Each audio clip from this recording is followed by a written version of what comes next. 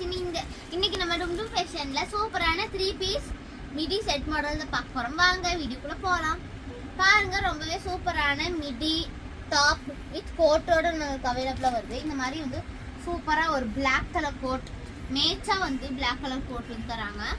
இப்போ நம்ம வந்து கலர்ஸ் பார்க்கலாம்.